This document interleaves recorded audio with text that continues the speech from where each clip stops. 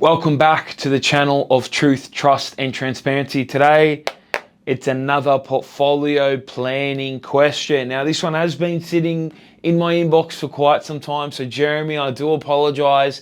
If you're Jeremy or anyone watching out there, please remember that these sessions are for educational purposes only. I'm not licensed to give you financial advice, so please don't interpret these videos as financial advice. I don't have a license, I have to sell any of those things. But if you ask me a question, you ask what would I do, I'm definitely going to respond, give you my 2 cents, things to think about, and then take to your team, as I always say. At the point of making this video, it is the 5th of November 2025. As you guys know, my goal is 2,500 subscribers by the end of the year. I'm currently sitting at 1,661, which means I have 839 to go.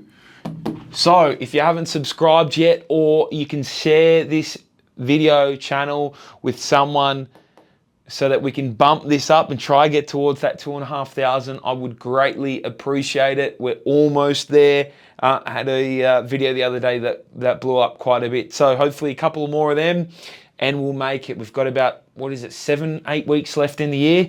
We'll see how we go. So I'll read out today's question and we'll do a little bit of the planning and go from there. Hey Davey, hope you're well, mate. Been an OG of your Everything Property podcast as well as your newest channel. I've watched every video. Jeremy, I really appreciate it. One of the 45 or 50 people that watch my videos. Really appreciate your insights and commitment to doing one every day until the end of the year. Just had a personal investment question and keen to get your thoughts. Happy for you to make a video on it if you think others would benefit. I have 5 investment properties, 3 million value, 4 have been purchased in trusts. Congratulations, you got in there before the crackdown, the current crackdown, and have $500,000 in cash. So I'll write the $500,000 in cash first, which is a really good amount. Congratulations, Jeremy. The strategy is to aggressively catapult my net worth over the next 5 years with a view to sell some IPs and buy an owner rock for around $3 million, plus have IPs in the background that are building wealth. So we need to get to 3 million PPR plus IPs. This is the goal. This is the goal. All right. I'm on about $150,000 plus super. My wife is currently not working as we have a baby. Recently found out that we have another one on the way. Well, it's smart, Jeremy, congratulations. But it also is great that you have started and you've got those sort of trust structures set up, because otherwise your borrowing capacity would be a little bit shot there. Just wondering what you would do with the 500K if you were in my situation. I would love to get into development, but I can't go down that path at the moment as I am quite time poor with family, work and other commitments. Was thinking of buying 2 properties with higher value quantum, such as one in the northern corridor of Melbourne and a townhouse in Western Sydney, around $850,000 each. I know the yield will suck, but the goal here is growth over cash flow in the short term. I agree. I'd love to get into commercial property, industrial medication, but I have massive residential FOMO right now and don't want to miss the exponential growth likely to follow from all these government schemes. Apologies for the long-winded message, but tried to give you as much info as possible to inform your response. Let me know if you have any other questions. My question was, thanks for being one of the watchers, Jeremy, but also wanted to learn a little bit more around the assets, the LVRs and those sorts of stuff. So from what I have, and I will now go through and list out some of the details around these properties. Let me go through that now. And then once we have that finished, I'll start to address what I would do. So this is Jeremy's current portfolio. 1, 2, property 3, property 4, property 5. We have in it 2 in WA, 2 in Victoria, 1 in Queensland. We're on 77% LVR, 75, 70, 72, 76. There is a little bit of equity within this portfolio to use up. However, I believe that with what your current goals are, what you're working towards, if you were looking to provide income for your partner, and I don't know your living situation, I'm going to assume that you're renting because we don't have a PPR in here. If you were looking to go down the cash flow, then I'd say, okay, we'd use this and buy commercial, but I don't think that's the play here because we need to come up with $3 million. The issue is, for you guys, 4 out of 5 of these purchases have been in 2025. So this one was purchased in 2023, but these are all purchased in 2025.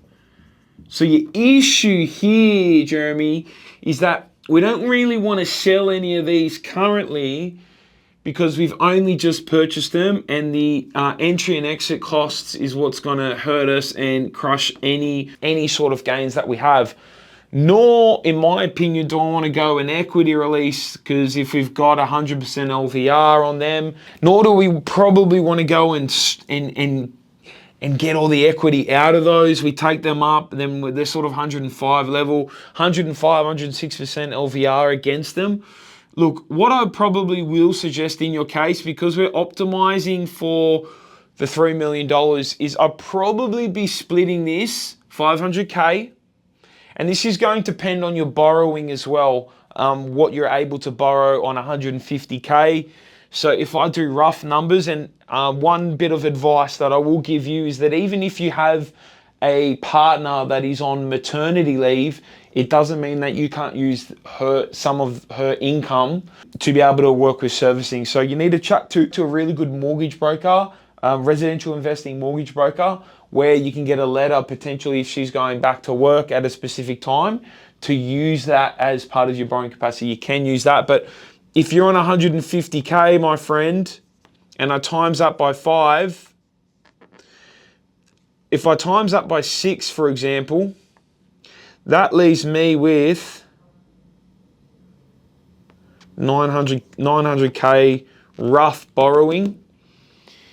We have a lot of it used here, and if we assume that, I don't know which one's a trust, I'm going to assume that this one wasn't a trust because it was the first one in 2023, and then you bought these ones in trust. So even if it doesn't, 900K tells me you might not have a whole heap of borrowing left, so you might need to come down a couple of tiers. But where my mind goes is to probably take that 500K and split it into 2 assets, 250K deposits.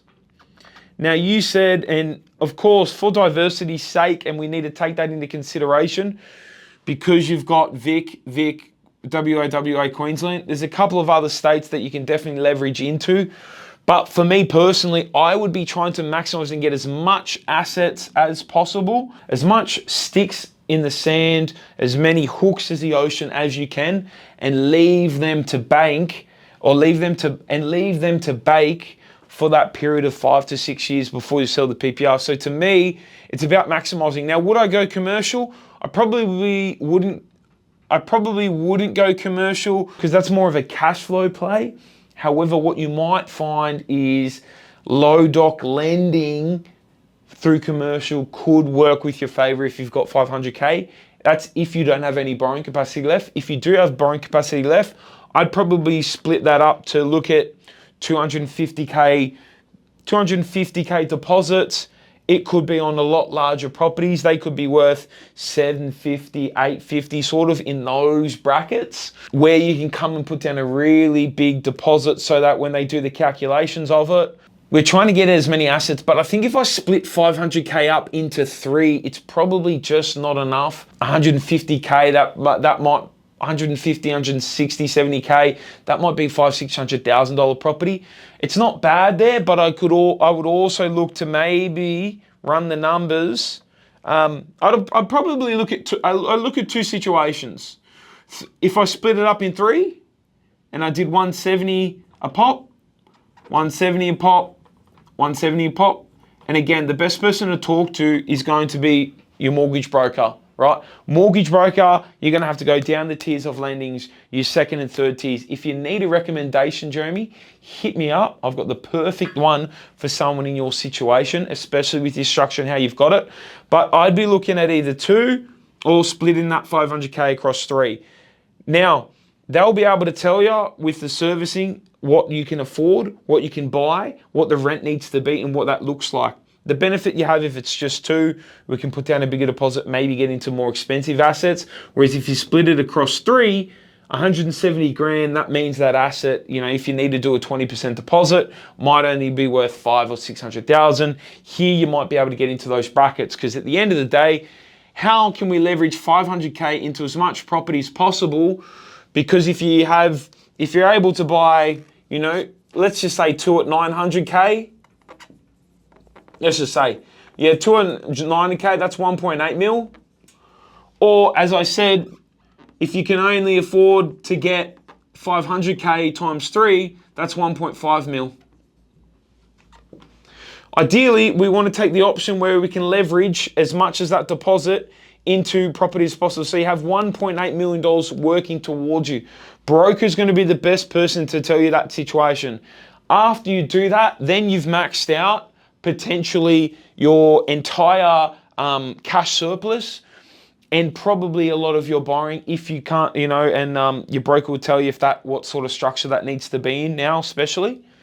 But then what we're going to do is we're just going to leave that and give enough time, because unfortunately with these 4 in 2025, we need to give them 5 to 7 years to run that full cycle. The Victorian ones especially are definitely going to see some good growth. Western Australia, no offense, I reckon you're probably late buying in WA in 2025, 2023 at that price as well is quite expensive too. So, Jeremy, what I would recommend is going out there, splitting that money into 2 to 3 purchases, looking at second to third tier lenders. The broker's going to be the best person to talk to. Then after that, in 5 to 6 to 7 years, as long as you can stomach it for that PPR, then we're looking at our properties, we're looking at all the values, and we're sitting down and we're saying, after that time, you have 2, 4, 5, you have 7 or 8 properties, right? 7 to 8 properties. Now, if that 1.8 is growing to say up to 3 million, and I have 1.8 mil or less my deposits, for example, I could have 1.3 mil worth of debt, which means I could have 1.7 mil in growth. You know, I'll pay a little bit of CGT and all that kind of stuff, but I could still come out of it, say 1.5. It could be you're selling off 2 plus a third one.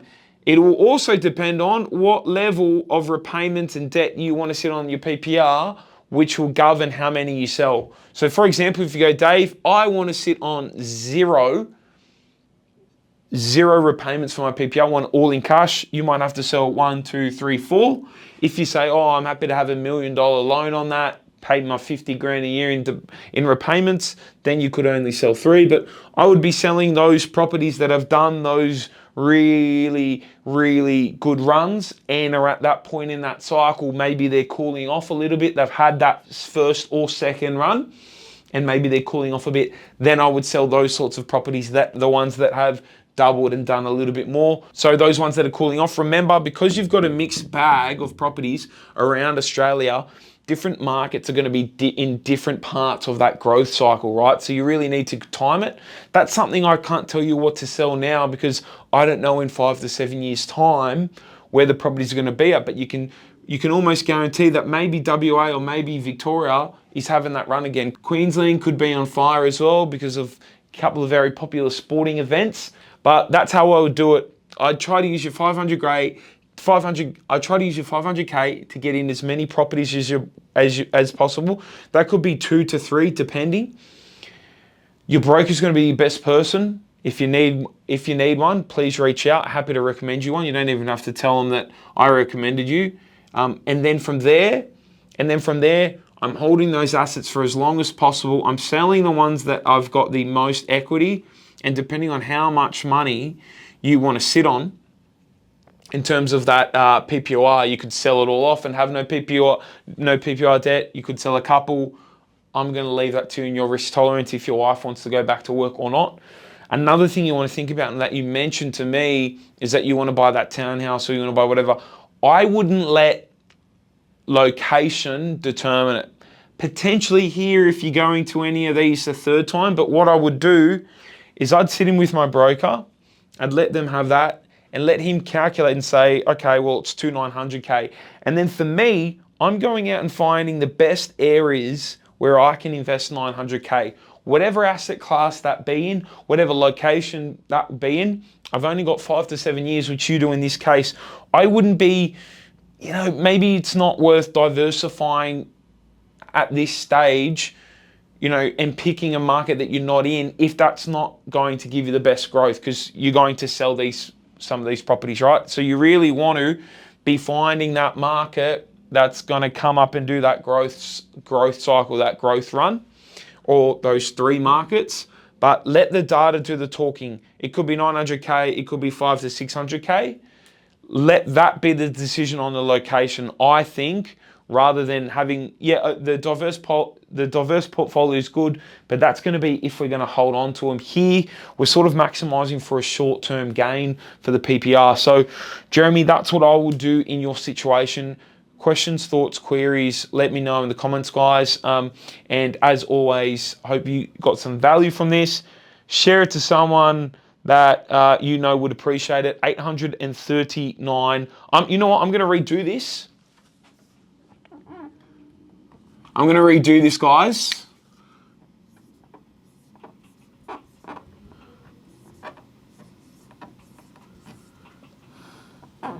And then I'm going to say 839, 839 to go. There you go. I'm going to keep that up there. I'm going to try to update that if I remember every video, but that's my thoughts on Jeremy's situation. Guys, hope you enjoyed it. And as always, I'll see you tomorrow.